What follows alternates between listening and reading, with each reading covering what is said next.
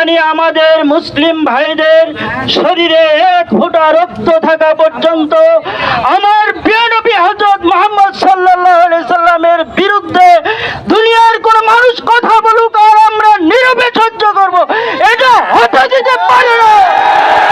আমার মুসলিম ভাইরা, আমরা এখান থেকে জানাই দেব সারা বিশ্বের মুসলমান এক হয়ে ভারতের এই কুলাঙ্গারের উপযুক্ত ফাঁসি চাই, তার উপযুক্ত বিচার চাই। আমি আপনাদের আমাদের স্বনামধন্য উলামায়ে কেরামদের বক্তব্য শোনার জন্য আমি আমার বক্তব্য এখানে শেষ করছি। আসসালামু আলাইকুম ওয়া রাহমাতুল্লাহ। নাহমাদুহু ওয়া নুসাল্লি আলা রাসূলিহিল কারীম, আম্মা বা'দ। সকলের শুরুতে আমরা ছোট্ট করে একটু দুরূদ শরীফ পড়ে নিই, সাল্লাল্লাহু আলাইহি ওয়াসাল্লাম। আলহামদুলিল্লাহ, আল্লাহ পাকের বহুত বড় ইহসান আমাদের উপর যে এই বিংশ শতাব্দীতে এসেও রাসূল করিম সাল্লাল্লাহু আলাইহি ওয়াসাল্লামের দুনিয়া থেকে বিদায় হয়ে যাওয়ার প্রায় 1450 বছর পরে এসেও রাসূল করিম সাল্লাল্লাহু আলাইহি ওয়াসাল্লামের বিরুদ্ধে ইহকালীন যে সকল আবু জাহেল, আবু লাহাব, উতবা, সাইবার উত্তরসূরি দুনিয়ার জমিনে এখনো তারা বাকি রয়ে গেছে। আমাদের এই 200 কোটি মুসলমানের হৃদয়ের স্পন্দন, কলিজার টুকরা, নয়নের মণি, তার বিরুদ্ধে সময়ে সময়ে আমাদের কটূক্তি শুনতে হয়। 200 কোটি মুসলমানের কলিজার টুকরা, নয়নের মণি, হৃদয়ের স্পন্দন, তার বিরুদ্ধে যেই কোনো কাফের মুশরিক কটূক্তি করবে, তার জমিনে, এই জমিনে তার ঠাঁই হবে না। আমার খুব দুঃখ এবং আফসোস হয়, বিশ্ব মানবতার মুক্তির দূত, যিনি রহমাতুল লিল আলামিন, পুরো বিশ্ববাসীর জন্য রহমত, সে মুসলিম হোক ও মুসলিম হোক, সকলের জন্য তিনি আল্লাহ রাব্বুল আলামিনের পক্ষ থেকে রহমত হয়ে দুনিয়াতে প্রেরিত হয়েছিলেন।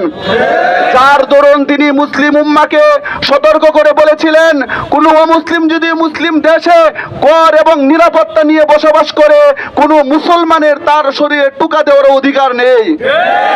এই বিশ্ব মানবতার মুক্তির দূত শুধু মুসলমানের বিশ্ব নবী নয়, শুধু মুসলমানের মুক্তির দূত নয়, বরং সারা দুনিয়ার মানব গোষ্ঠীর জন্য মুক্তির দূত হয়ে প্রেরিত হয়েছিলেন।